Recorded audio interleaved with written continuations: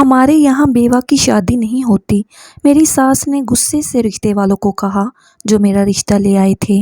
انہوں نے ساس کو ظالم کہا اور چلے گئے، پر قیامت مجھ پر ٹوٹی جب ساس نے مجھے جھاڑو سے اتنا مارا کہ نیل پڑ گئے۔ بولی، آج کے بعد کسی کے سامنے مت آنا۔ پھر میری نند کی شادی امیر ترین خاندان میں کی۔ میں ڈرائنگ روم کی صفائی کر رہی تھی جب اس کا ہونے والا دولہا شامیر افندی وہاں کسی کام سے آیا اور مجھے دیکھ پتھر ہو گیا۔ 2 دن بعد جب بارات آئی تو ہوش اڑ گئے۔ اس نے سب کے سامنے زبردستی مجھے اپنے برابر میں بٹھایا۔ کرن کہاں ہے؟ شامیر نے بھرے مجمع میں میرا نام پکارا تو لمحے بھر کے لیے میں گنگ ہو گئی۔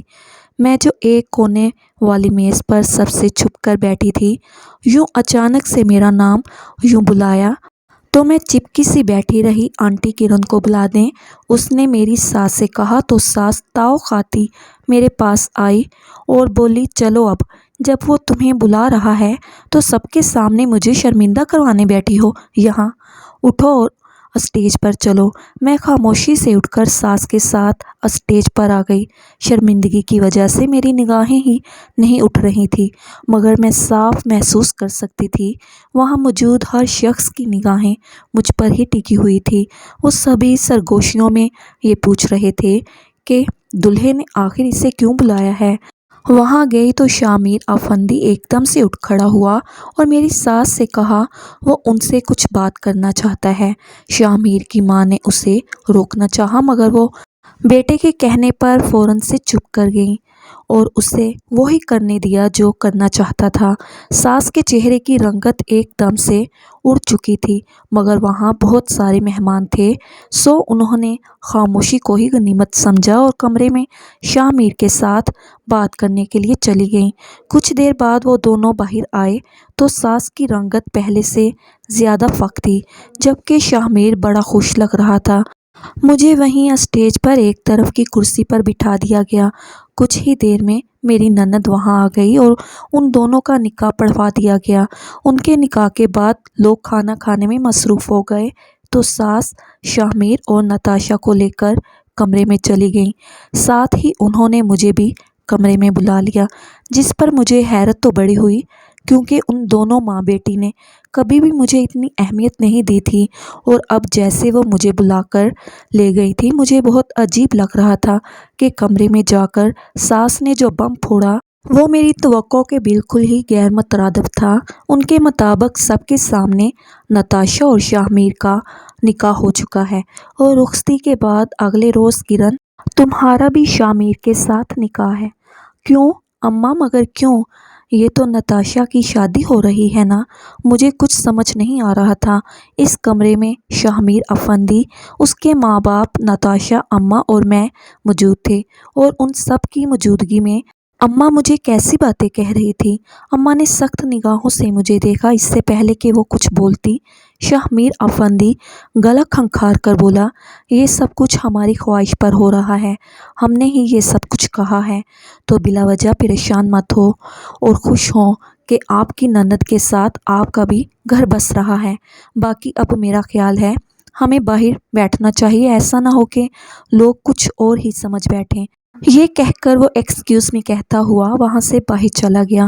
پیچھے اس کے والدین بھی کمرے سے باہر چلے گئے۔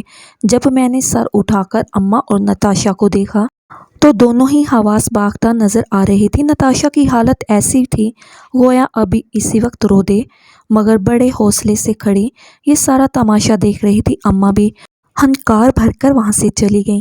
دفع ہو جاؤ میری نظروں کے سامنے سے، نتاشا نے دبے دبے لہجے میں چیخ کر کہا تو میں تیزی سے باہر کو بھاگی، آیا کہیں وہ سچ مچ میری جان لینے کے در پہ نہ ہو جائے۔ باہر آتے ہی میں اپنے کمرے میں آ گئی اور اندر سے دروازہ بند کر دیا۔ میرا پورا جسم کانپ رہا تھا، سمجھ نہیں آ رہا تھا یہ سب کیا ہو رہا ہے، اور اتنی اچانک سے میری ساس کیسے اپنی بیٹی کے شوہر کے ساتھ میری شادی کرنے کو رضامند ہو گئی تھی۔ مجھے 2 دن پہلے والا واقعہ یاد آیا جب میں اپنے دھیان میں ڈرائنگ روم کی صفائی کر رہی تھی۔ میری ساس اور نند نے گھر کا سارا کام مجھ سے ہی کروایا تھا، صرف برتن دھونے کے لیے ایک کام کرنے والی عورت کو رکھا تھا۔ اس سے پہلے گھر کی صاف ستھرائی سب میں نے اکیلے ہی کی تھی۔ باقی سب کام ہو گئے تھے، صرف ڈرائنگ روم رہ گیا تھا، سو میں بری طرح سے ڈرائنگ روم کے کونے خدرے صاف کرنے میں مگن تھی۔ جب مجھے قدموں کی آہٹ سنائی دی، میں نے مڑ کر دیکھا تو سامنے ایک آدمی کھڑا تھا۔ میں چونک گئی، جلدی سے سر پر دوپٹہ لے کر اٹھ کھڑی ہوئی اور وہاں سے جانا چاہا، مگر اس آدمی نے مجھے روک لیا اور پوچھا، آپ کون ہیں؟ میں نے اپنا تعارف کروانے کی بجائے الٹا اس سے ہی دوبارہ پوچھا، مسٹر آپ کون ہیں اور کیسے اندر آ گئے؟ وہ مسکراتے ہوئے بولا، گھر کا دروازہ کھلا تھا اور ویسے بھی اب یہ میرا ہی گھر ہے تو میں پورے استحقاق سے اندر چلا آیا۔ میرا نام شاہ میر افندی ہے، نتاشا کا ہونے والا شوہر۔ اب آپ اپنے متعلق بتائیں۔ اس کی بات سن کر میں نے جلدی سے اپنا تعارف کروایا اور ڈرائنگ روم سے باہر نکل آئی۔ مجھے صرف یہی ڈر تھا کہ کہیں میری ساس یا نند مجھے شاہ میر افندی کے ساتھ دیکھ نہ لیں، کیونکہ اگر ایسا ہوتا تو میری جان عذاب بن جانی تھی۔ یہ بات شکر کسی نے دیکھا نہیں تھا۔ میں نے سوچا پہلے ساس کو بتا دوں، پھر اس بات پر مٹی ڈال کر اپنے کمرے میں آ گئی۔ پتہ نہیں شاہ میر نے میری ساس کو میرے متعلق بتایا بھی تھا یا نہیں، مجھے کچھ معلوم نہیں تھا۔ میں یہی دعا کرتی رہی کاش کہ وہ میرا کوئی ذکر نہ کر دے، اور ایسا ہی ہوا۔ ساس نے کچھ بھی نہیں پوچھا مجھ سے۔ ٹھیک 2 دن بعد نتاشا کی شادی تھی۔ وہ اپنی پوری تیاری میں مصروف تھی۔ اس نے میرے ساتھ بہت برا کیا تھا جب سے لقمان کی وفات ہوئی تھی، مگر میرے دل سے بار بار اس کے لیے دعائیں ہی نکل رہی تھی کہ اس کے نصیب بہت اچھے ہوں، میری طرح اسے کسی کی باتیں برداشت نہ کرنی پڑیں۔ میری شادی کو محض 3 ماہ ہی ہوئے تھے جب ایک روز لقمان کی اچانک سے وفات ہو گئی۔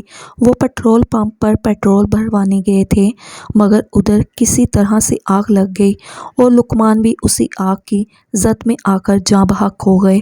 نئی شادی تھی تو دکھ بھی بہت زیادہ گہرا تھا۔ مجھے کسی طور سکون نہیں آتا تھا۔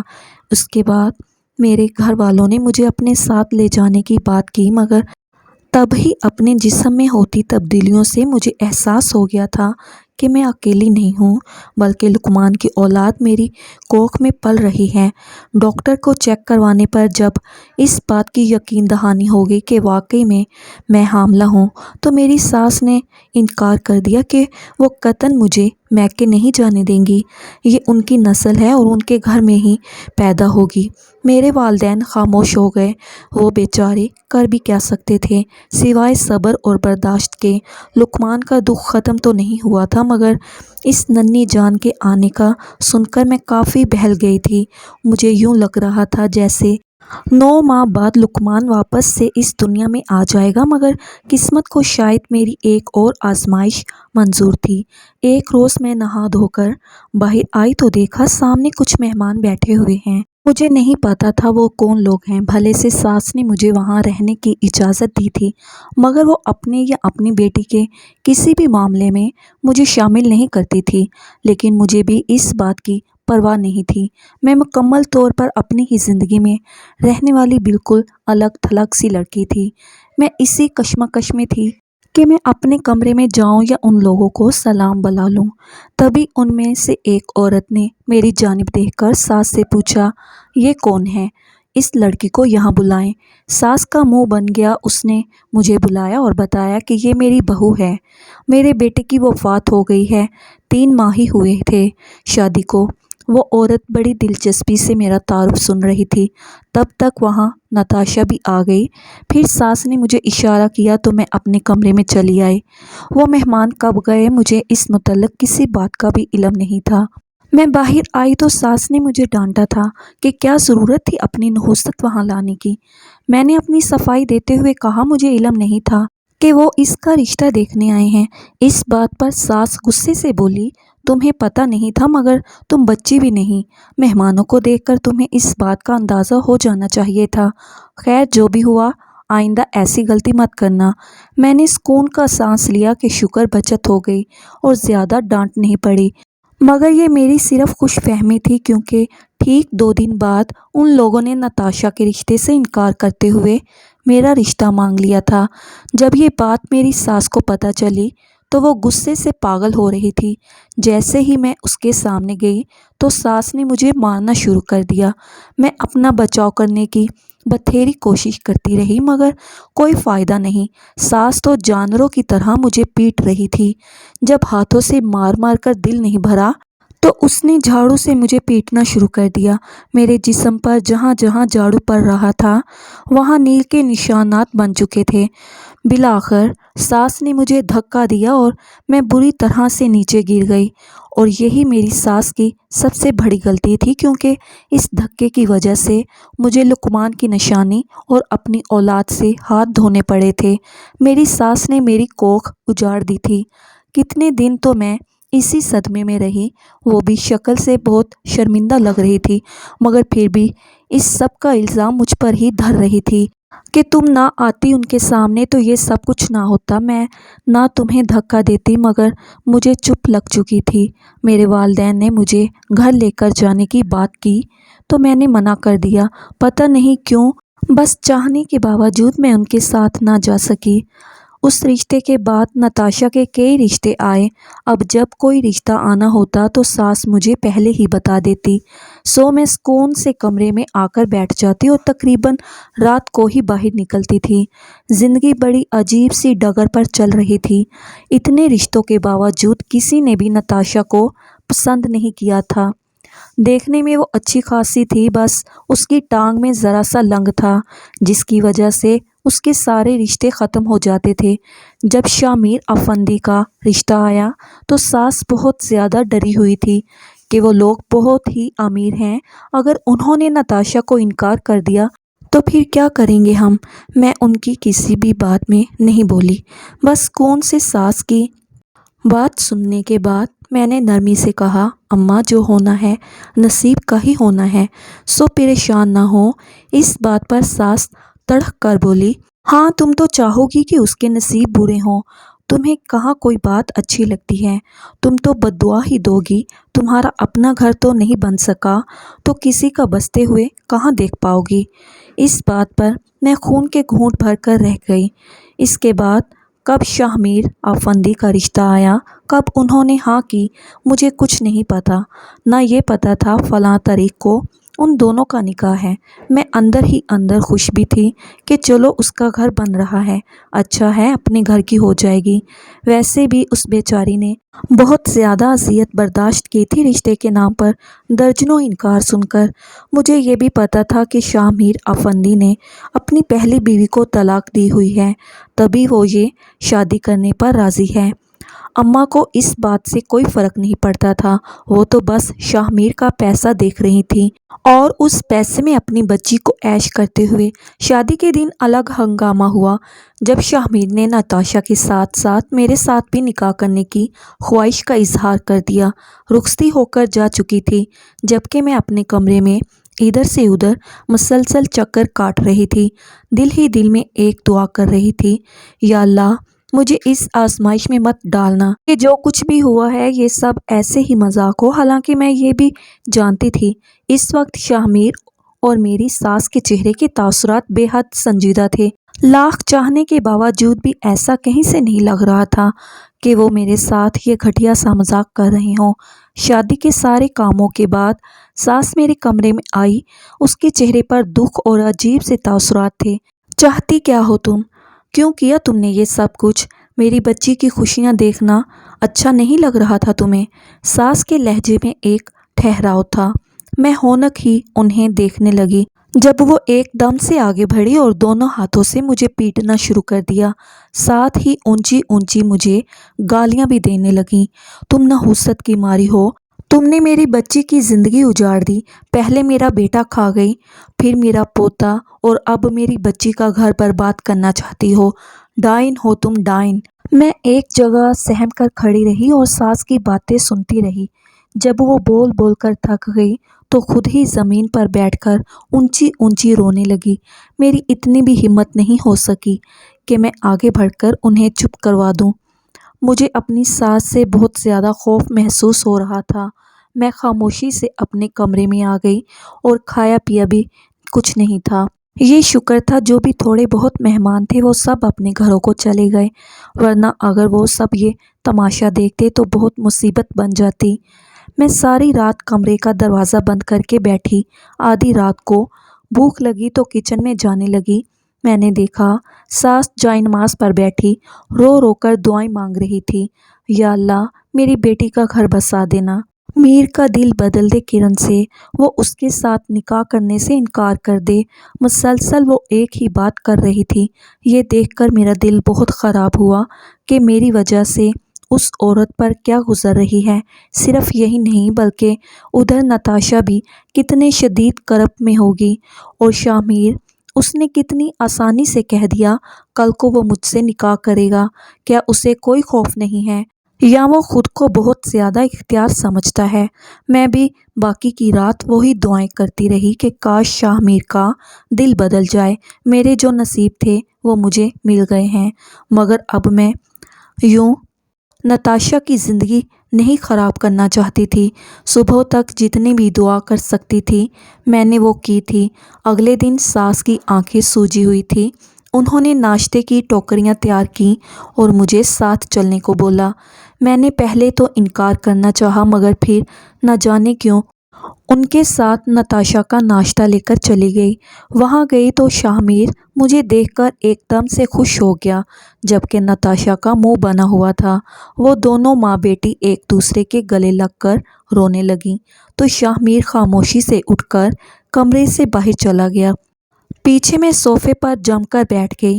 وہاں ان دونوں ماں بیٹی کے درمیان بیٹھنا مجھے بہت زیادہ عجیب لگ رہا تھا، سو میں باہر چلی آئی۔ وہاں میں نے لان میں شاہ میر افندی کو کھڑے کسی سے فون پر باتیں کرتے دیکھا تو میں اس کے پاس آ گئی اور کہا، مجھے آپ سے شادی نہیں کرنی ہے۔ اس نے فوراً ہی فون رکھ دیا اور پھر نرمی سے مجھے دیکھ کر بولا، تو ٹھیک ہے، میں نتاشا کو طلاق دے دیتا ہوں۔ میں نے تل ملا کر کہا، آخر آپ مجھ سے شادی کرنا کیوں چاہتے ہیں، جبکہ نتاشا کے لیے رشتہ لائے تھے، پھر اس کے ساتھ نکاح بھی کر لیا، اب کیوں، آخر کیوں شادی کرنا چاہتے ہیں مجھ سے؟ اس بات پر شاہ میر نے بڑے غور سے مجھے دیکھا۔ اس کی نظروں میں کچھ ایسا تھا جو میں نہیں سمجھ سکی۔ مجھے لگتا ہے اب آپ کو اندر جانا چاہیے، آپ کی ساس سے میں نے بات کر لی ہے، باقی آپ کو جو بھی کہنا ہے ان سے کہیں۔ یہ کہہ کر اس نے دوبارہ سے فون ملا کر کان سے لگا لیا، جبکہ میرے تن بدن میں آگ لگ چکی تھی۔ میں نے سوچ لیا تھا چاہے کچھ بھی ہو، میں اس شخص سے شادی کر کے نتاشا کی زندگی کسی طور بھی تباہ نہیں کروں گی۔ میں وہیں کھڑی ہوئی تھی جب مجھے ساس نے بلایا، سو میں اندر آ گئی تو دونوں ماں بیٹی مجھے گھور رہی تھی۔ میں کچی سی ہو کر رہ گئی۔ کرن، جو ہو رہا ہے اس سے تم بھی واقف ہو اور ہم بھی، ان حالات کو ہم بدل نہیں سکتے، مگر یاد رکھو میری بیٹی کو اگر تمہاری جانب سے کوئی بھی تکلیف پہنچی تو اچھا نہیں ہوگا، زندگی بھر میں تمہیں معاف نہیں کروں گی۔ میں نے منع کر دیا کہ اماں، میں یہ شادی نہیں کروں گی۔ لقمان کے بعد میں نے کبھی بھی اس طرح سے نہیں سوچا۔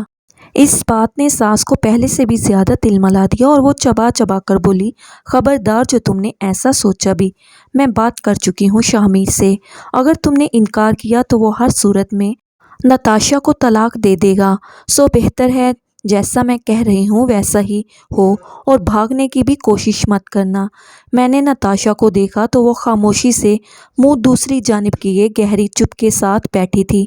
اس سے پہلے میں مزید کوئی بات کرتی جب شاہ میر کمرے میں آیا اور کہا، چلیں آنٹی، اگر آپ لوگ تیار ہیں تو نکاح خواں آ گیا ہے، اسے آگے بھی کہیں نکاح پڑھوانے جانا ہے، سو وہ انتظار نہیں کر سکتا۔ اس کی بات پر کمرے میں ایک دم سے خاموشی چھا گئی۔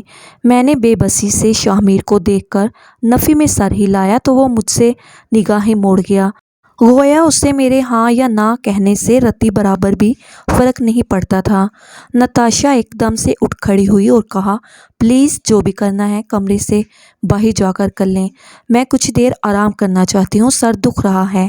اس کی آواز کانپ رہی تھی، مگر پھر بھی وہ کافی ہمت سے اپنا جملہ ادا کر کے سب کے کمرے سے باہر جانے کا انتظار کرنے لگی۔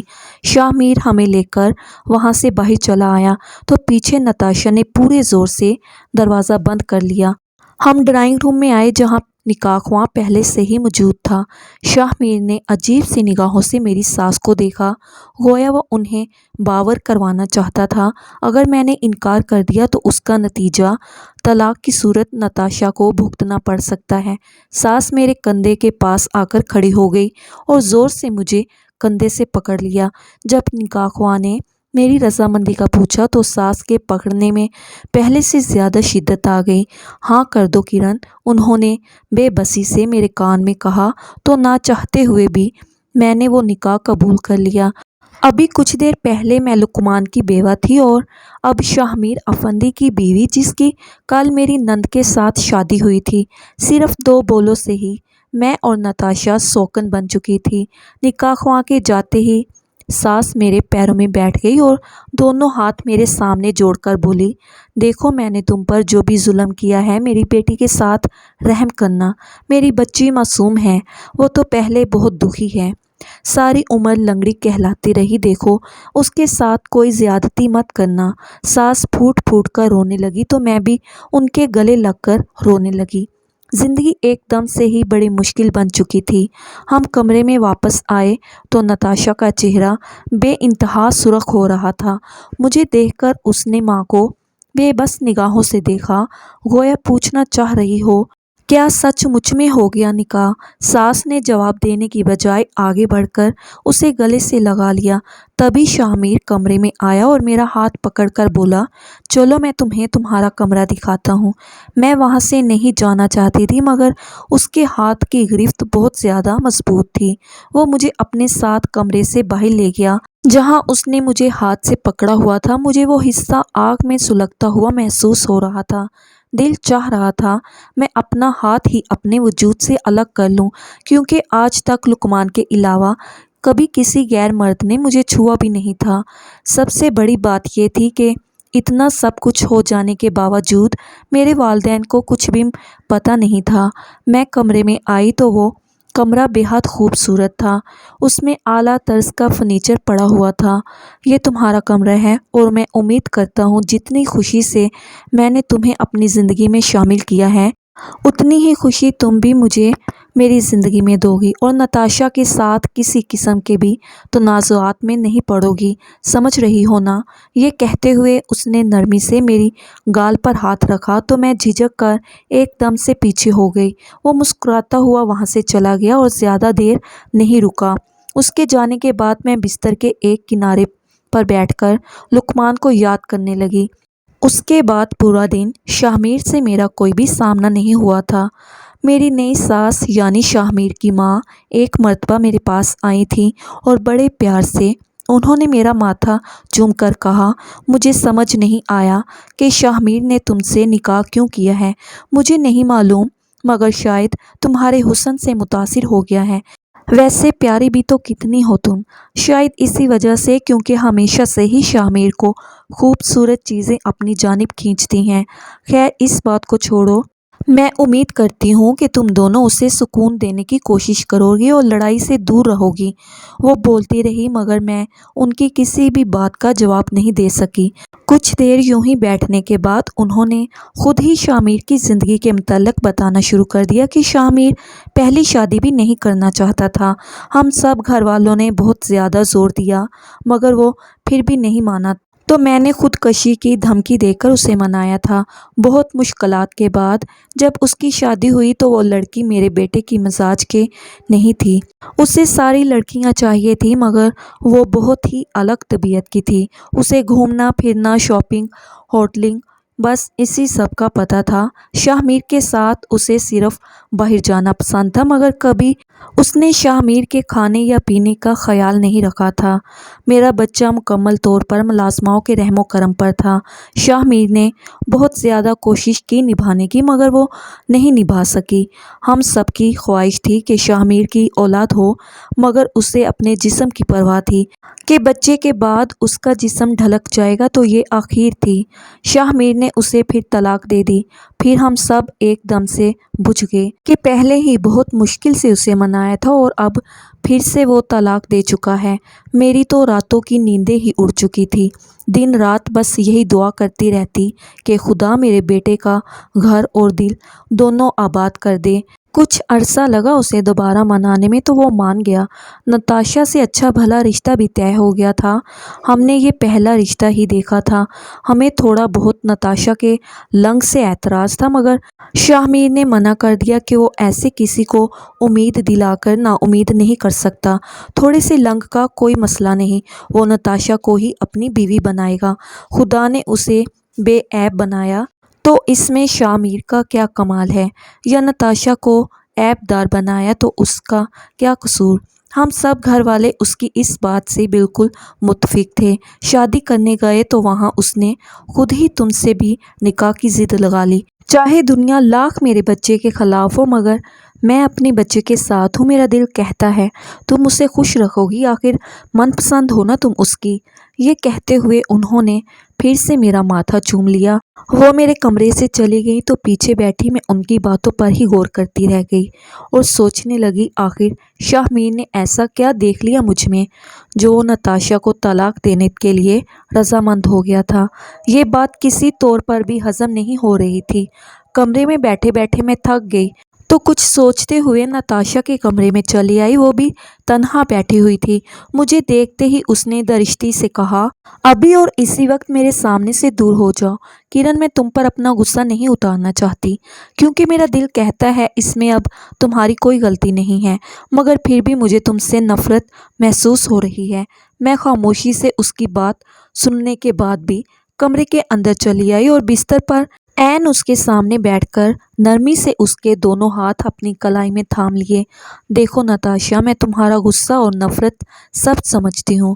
میں بھی یہ شادی نہیں کرنا چاہتی تھی، صرف تمہاری خاطر کی، کیونکہ شادی نہ ہونے کی صورت میں تم جس قدر اذیت سے گزری ہو مجھے اس کا علم ہے، مگر میں تم سے وعدہ کرتی ہوں تمہارا حق نہیں ماروں گی بلکہ اپنا حق بھی تمہارے لیے چھوڑ دوں گی۔ نتاشا، خدا کا نام ہے ایسے مجھ سے منہ مت موڑنا۔ میں یہاں اکیلی ہوں، تمہارے سوا میرا کوئی نہیں ہے۔ تم ہی مجھ سے پیٹھ موڑ لو گی تو میں گھٹ گھٹ کے مر جاؤں گی۔ یہ کہتے ہوئے میں ہچکیوں سے رو دی تو نتاشا بھی رونے لگی۔ بلا آخر وہ میرے گلے سے لگی اور ہم دونوں اس قدر شدید رونے لگے جیسے کوئی مر گیا ہو۔ نوکرانیوں نے بھی رونے کی آواز سن کر کمرے میں جھانکا مگر پھر خاموشی سے وہاں سے چلی گئیں۔ ہم چپ ہوئے تو نتاشا سنجیدگی سے بولی، کرن دیکھو، آئندہ میرے کمرے میں سوچ سمجھ کر آنا۔ نہ جانے انسان کا موڈ کیسا ہو، کیا پتہ چلتا ہے۔ بجائے اس کے کہ میں تمہارے ساتھ سختی سے پیش آؤں، تم اپنے کمرے تک خوش رہو اور مجھے میرے کمرے تک رہنے دو۔ میں اس کی بات سمجھ کر وہاں سے واپس اپنے کمرے میں آ گئی۔ تقریباً 2 دن تک میں نے نکاح کے بعد شاہ میر کو نہیں دیکھا تھا۔ وہ نتاشا کے پاس سوتا تھا یا پھر گھر میں تھا ہی نہیں، مجھے کسی بات کا بھی علم نہیں تھا، اور ویسے بھی میرے لیے یہ شکر کا مقام تھا۔ اچھا ہی تھا وہ میرے پاس نہیں آ رہا تھا، لیکن ایک طرح سے اس کا رویہ بہت زیادہ عجیب تھا۔ اگر یوں ہی مجھے ایک کمرے میں پڑا رہنے دیا تھا تو اس نکاح کی وجہ کیا تھی؟ کیوں کیا مجھ سے نکاح؟ ٹھیک تیسرے دن میرا شاہ میر کے ساتھ آمنا سامنا ہوا تھا۔ مجھے نیند آ رہی تھی، دوپہر کا وقت تھا اور کھانا کھانے کے بعد تو ویسے ہی بہت نیند آتی ہے، سو میں کمرے کا دروازہ بند کرنے کے لیے اٹھی تو آگے شاہ میر کھڑا تھا۔ میں ایک طرف ہو گئی تو وہ بڑے سکون سے کمرے میں داخل ہوا اور بستر پر جا کر لیٹ گیا، جبکہ میں دروازے کے پاس کھڑی ہچکچا رہی تھی۔ ایسے کیا دیکھ رہی ہو؟ شوہر ہوں میں تمہارا، کیا سارا وقت وہیں پر کھڑی رہو گی؟ میں نے نفی میں سر ہلایا۔ اس وقت مجھے لقمان بہت شدت سے یاد آیا۔ میں بہت کم عمر تھی جب میری لقمان سے شادی ہوئی تھی، غالباً 18-19 سال کی، سو ایک طرح سے وہ میری پہلی محبت بھی تھا۔ میرے بچپنے کو، میری ضد کو، ہر شے کو لقمان نے بہت اچھے طریقے سے سنبھالا تھا۔ اکثر میں اس سے چھوٹی چھوٹی بات پر لڑائی کرتی تو وہ خاموشی سے میری بات سننے کے بعد بس جیب سے چاکلیٹ نکال کر میرے سامنے کر دیتا اور میں سارا غصہ ایک دم سے بھول کر کھلکھلانے لگتی۔ زندگی بہت حسین تھی، بس یہی دکھ تھا کہ اولاد نہیں تھی۔ ہم نے ہر طرح سے دعا کروائی، سب کچھ کیا، مگر ہر کوئی یہی کہتا تھا کہ رب کی طرف سے دیر ہے۔ ہم بھی رب کی دیر پر صبر کر کے بیٹھ گئے۔ بس پھر ایک روز علم ہوا کہ وہ حادثے کا شکار ہو گیا ہے۔ اس دن کے بعد میری اولاد بھی ہو گئی، جو ساس کے پٹنے سے دنیا میں آنے سے پہلے ہی واپس چلی گئی۔ ادھر آؤ، اپنے متعلق کچھ بتاؤ، مجھے شاہ میر نے اپنے پاس بلایا اور بستر پر بیٹھنے کا اشارہ کیا۔ میں خاموشی سے اس کے پاس بیٹھ گئی اور سوچتے ہوئے کہا، اپنے شوہر کی بیوہ تھی جس پر آپ نے نگاہ کرم کیا، تو آج آپ کی بیوی بن کر بیٹھی ہوں، حالانکہ ایسا میں کبھی بھی نہیں چاہتی تھی۔ وہ میری بات سن کر بہت ہنسا، پھر نرمی سے بولا، کیا پتہ یہ نگاہ کرم میری جانب سے نہیں تمہاری جانب سے ہو، اور تم وہی ہو جسے میں اتنے عرصے سے ڈھونڈ رہا ہوں۔ ایسا بھی تو ہو سکتا ہے۔ میں نے دوبادو کہا، ایسا صرف فلموں اور ناولوں میں ہوتا ہے، ایسے ویسے کا حقیقی زندگی سے کوئی بھی تعلق نہیں ہے۔ وہ میری بات بڑی دلچسپی سے سننے کے بعد بولا، بحث و مباحثے کی عادت لگتا ہے بچپن سے ہے تمہیں؟ میں ایک دم سے خاموش ہو گئی۔ اس بات پر وہ کھل کر مسکرایا۔ اس کے چہرے سے دیکھ کر لگتا تھا وہ واقعی میں بہت زیادہ خوش ہے، کیونکہ شاہ میر ایسے بات بے بات بالوجہ ہی مسکرا رہا تھا۔ مجھے اچنبھا ہونے لگا، کہیں وہ سنکی تو نہیں؟ تم بہت خوبصورت ہو، اس نے گہرے لہجے میں کہا تو میرے دل کی دھڑکن ایک دم سے بڑھ گئی۔ مجھے شاہ میر کی جانب سے ایسے کسی بھی جملے کی امید نہیں تھی۔ میں اپنے ہاتھ مسلنے لگی تو اس نے آہستگی سے میرا ہاتھ اپنے ہاتھ میں لے لیا۔ مجھے ایک دم سے کرنٹ لگا۔ میں پیچھے ہونے لگی تو شاہ میر کی گرفت میرے ہاتھوں پر اچھی خاصی مضبوط ہو چکی تھی۔ اس نے مجھے وہیں بیٹھے رہنے کا کہا، پھر دراز کھول کر مجھے ایک مخملی سا سرخ رنگ کا ڈبہ دیا، جسے دیکھ کر لگ رہا تھا اس میں کوئی ہار ہوگا۔ میں نے وہ ڈبہ پکڑ کر ایک جانب رکھ دیا تو وہ مجھے گہری نگاہوں سے دیکھتے ہوئے بولا، کاش تم اسے میرے سامنے ہی کھول کر دیکھتی۔ تمہارے چہرے پر آنے والا ایک ایک تاثر میں خود دیکھنا چاہتا تھا، مگر افسوس ایسا شاید میری قسمت میں نہیں ہے۔ میں خاموش رہی۔ کرن، تم میری زندگی کا سب سے قیمتی میڈل ہو، جسے میں نے حاصل کرنے کے لیے بہت محنت کی ہے۔ میں نے چونک کر اسے دیکھا، مگر اس کی باتیں کسی طور پر بھی میری سمجھ میں نہیں آ رہی تھی، بلکہ سر کے اوپر سے گزر رہی تھی۔ میں نے کسمسا کر اپنا ہاتھ شاہ میر کی گرفت سے چھڑا لیا تو وہ نرمی سے کھڑا ہو کر اپنا کالر درست کرتا ہوا بولا، جب یہ ڈبہ کھول کر دیکھ لو تو اسٹڈی میں آ جانا، میں وہیں پر تمہارا انتظار کر رہا ہوں گا، اور مجھے امید ہے تم ضرور آؤ گی۔ میں اب بھی چپ رہی، اور وہ عجیب قطبی انسان تھا جو نہ جانے کیسی اوٹ پٹانگ باتیں کر رہا تھا، میری جانب ایک خوبصورت ہی مسکراہٹ اچھال کر وہ کمرے سے باہر چلا گیا تو میں نے بیزاری سے اس ڈبے کو دیکھا، جس میں یقیناً کوئی بہت مہنگا یا ہیروں سے بھرا ہوا ہار ہوگا، جس پر یہ آدمی اس قدر خوش فہمیوں کا شکار تھا کہ میں اس کے پاس بھاگتی چلی جاؤں گی۔ میں نے بے رخی سے وہ ڈبہ سائڈ ٹیبل کی دراز میں رکھ دیا اور سونے کے لیے لیٹ گئی۔ کچھ ہی دیر میں مجھے نیند آ گئی۔ جب آنکھ کھلی تو مغرب کا وقت ہو رہا تھا۔ میں اٹھ بیٹھی، تبھی میں نے سامنے صوفے پر شاہ میر کو بیٹھے ہوئے دیکھا، جو ٹانگ پر ٹانگ جمائے ہوئے تھا۔ اس کے ہاتھ میں سلگتا ہوا سگریٹ تھا، جسے چند لمحوں کے وقفے کے بعد وہ ہونٹوں سے لگا کر دھواں چھوڑ دیتا۔ اوپر سے اس کی سختی نگاہیں جو مکمل طور پر مجھ پر ہی جمی ہوئی تھی۔ نہ جانے کیوں مجھے اس سے خوف محسوس ہونے لگا۔ میں نے جلدی سے دوپٹہ اپنے کپڑوں پر درست کیا تو وہ سپاٹ لہجے میں بولا، کیا تم نے ڈبہ کھول کر دیکھا تھا یا اتنی زحمت ہی نہیں کی تھی؟ مجھے اچانک سے یاد آیا کہ وہ مجھے ڈبہ کھولنے کا بول کر گیا تھا کہ میں تمہارا اسٹڈی میں انتظار کر رہا ہوں۔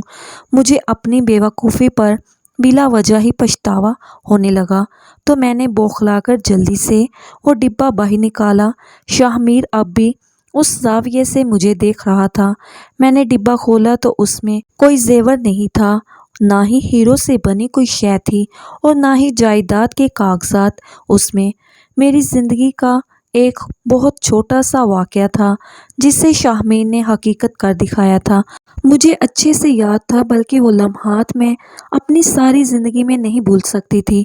میں بہت چھوٹی تھی، غالباً 1 یا 2 کلاس میں، اپنے والدین کی بھی لاڈلی تھی اور پڑھائی میں بھی بہت تیز تھی۔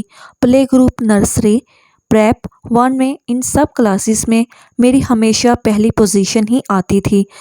مجھے بہت یقین تھا کہ میں لائق لڑکی ہوں اور فرسٹ کے علاوہ دوسری کوئی پوزیشن بھی میرے لیے نہیں بنی۔ جب 2 کلاس میں ہوئی تو ایک لڑکا نیو ایڈمیشن ہماری کلاس میں آیا جو باہر تو بہت لاپرواہ تھا، اسے پڑھنے کا زیادہ شوق نہیں تھا۔ میں اس کی جانب سے بے پرواہ ہو گئی کیونکہ کلاس میں مجھ جتنا لائق دوسرا کوئی بھی نہیں تھا۔ جب پیپرز کی باری آئی تو رزلٹ کے وقت میں پورے اعتماد سے فرنٹ رو میں بیٹھی اپنے بلائے جانے کا انتظار کر رہی تھی۔ پہلے 3rd پوزیشن والے بچے کا نام بلایا گیا، پھر 2nd اور پھر 1st، لیکن جب 2nd بچے کا نام بلایا گیا تو میں ہکا بکا رہ گئی۔ مجھے یقین نہیں آ رہا تھا کیونکہ اپنی زندگی میں پہلی مرتبہ میں 2nd پوزیشن پر تھی اور 1st وہی لڑکا تھا جسے ابھی 6 ماہ ہوئے تھے ہماری کلاس میں داخل ہوئے۔ اس نے تو پورا سلیبس بھی نہیں پڑھا تھا، لیکن پھر کیسے وہ 1st ہو سکتا تھا؟ میں اپنی سیٹ پر بیٹھی رہی جبکہ ٹیچر بار بار مجھے اسٹیج پر آنے کا اشارہ کر رہی تھی کہ آ کر اپنا میڈل لے لو، لیکن میں اپنی جگہ سے ٹس سے مس بھی نہ ہوئی اور میڈل لیے بغیر ہی گھر آ گئی تھی۔ گھر جا کر میں نے بہت واویلا مچایا اور اس اسکول جانے سے انکار کر دیا جہاں کوئی میرا حق مار رہا ہو۔ میری اماں اس رویے سے بہت پریشان ہوئیں۔ انہوں نے اسکول جا کر باقاعدہ ٹیچر سے پوچھا تو ٹیچر نے کوئی جواب دینے کی بجائے اس لڑکے کے اور میرے پیپرز میری ماں کے سامنے رکھتے ہوئے کہا، دیکھ لیں آپ خود ہی، زیادہ پوزیشن کا حقدار کون ہے؟ اگر آپ اب بھی کرن کا نام لیتی ہیں تو میں اسے 1st کر دیتی ہوں۔ اماں نے پیپرز دیکھے تو اس بچے کے پرچے واقعی میں قابل تعریف تھے۔ انتہائی نیٹ اور خوبصورت سی لکھائی میں پورا پرچہ درست لکھا ہوا تھا۔ اماں نے جب مجھے سمجھانا چاہا تو میں نے صاف انکار کر دیا کہ جب تک اس اسکول میں 1st نہیں آؤں گی تب تک میں وہاں نہیں جاؤں گی، اب بھلے سے میرا اسکول چینج کروا دیں۔ اماں نے بہت سمجھانے کی کوشش کی مگر میں نہیں سمجھی اور میرا اسکول تبدیل ہو گیا۔ اس نئے اسکول میں جا کر میں نے بہت پڑھائی کی اور 1st پوزیشن نہ صرف حاصل کی بلکہ میٹرک تک اپنا ریکارڈ قائم رکھا۔ صرف اتنا ہی نہیں، میں نے اس اسکول میں 2 کلاس دوبارہ سے ریپیٹ کی تھی کیونکہ مجھے اس میں بھی 1st ہی آنا تھا۔ میٹرک کے بعد کالج، پھر شادی، یوں کرتے کرتے میں اس بات کو بھول گئی تھی کہ میں ہی وہ لڑکی تھی جو ہمیشہ سے 1st آیا کرتی تھی۔ ہر ایک کی زندگی تبدیل ہوتی ہے، میری زندگی میں بھی بے شمار تبدیلیاں آئی تھیں۔ چھوٹے ہوتے جو باتیں میرے لیے بہت بڑے مسائل تھے اب ان پر مجھے ہنسی آتی تھی، لیکن جیسے ہی میں نے وہ ڈبہ کھولا تو اس میں میرے اسکول کا نام، وہی 1st پوزیشن کا میڈل پڑا چمک رہا تھا جس کی چمک وقت کے ساتھ بھی ماند نہیں ہوئی تھی۔ مجھے 1 سیکنڈ کا بھی ہزاروں حصہ لگا تھا اس میڈل کو پہچاننے کے لیے۔ میں نے چونک کر ڈبہ اٹھا کر شاہمیر کو دیکھا تو مجھے سب بھول گیا، صرف یاد رہا تو وہ پیارا سا بچہ جو اپنے آپ میں مگن رہتا تھا۔ اسے نہ دوستیوں کی فکر تھی نہ پڑھائی کی، مگر پھر بھی پورا اسکول اس کے ساتھ دوستی کرنے کے لیے مرتا تھا اور پڑھائی میں بھی وہ مجھ پر بازی لے جاتا تھا۔ شاہمیر، میرے منہ سے یہ لفظ بہت دھیمی آواز میں نکلا تو وہ مسکراتا ہوا اپنی جگہ سے اٹھ کر عین میرے سامنے آ گیا اور وہ میڈل میرے گلے میں ڈال کر نرمی سے پوچھا، کہاں کھو گئی تھی تم کرن؟ جانتی ہو کتنا ڈھونڈا میں نے تمہیں۔ جب مجھے پتہ چلا تم نے اسکول چھوڑ دیا ہے تو بہت خوشی ہوئی مجھے، لیکن اگلی کلاس میں جانے تک مجھے احساس ہو گیا تھا اس پوزیشن کا کوئی فائدہ نہیں جہاں میرے ساتھ کوئی مقابلہ کرنے والا نہ ہو۔ پھر پتہ کیا ہوا، میں نے پوزیشن لینا ہی چھوڑ دی، لیکن تمہیں ڈھونڈنا نہیں چھوڑا۔ آج مجھے یہ اقرار کرنے دو کرن کہ تم میری پہلی محبت تھی، ہو اور رہو گی۔ میں شادی بھی تم سے ہی کرنا چاہتا تھا مگر تم مجھے ملی ہی نہیں۔ پہلی شادی کی، پھر نتاشا کا رشتہ دیکھنے کے بعد ہاں بھی کر دی، مگر اس روز جب تمہیں ڈرائنگ روم میں دیکھا تو چند لمحے کے لیے میرے دل کی دھڑکن رک گئی تھی، کیونکہ وہ تم تھی۔ کرن، میں اتنے سالوں تک نہ صرف تمہیں ڈھونڈتا رہا بلکہ دل سے چاہتا بھی تھا کہ جب تم میرے سامنے آئی تو میں نے تمہیں پانے کے لیے کسی بھی حد تک جانے کا فیصلہ کیا، اور دیکھو آج تم میرے سامنے ہو۔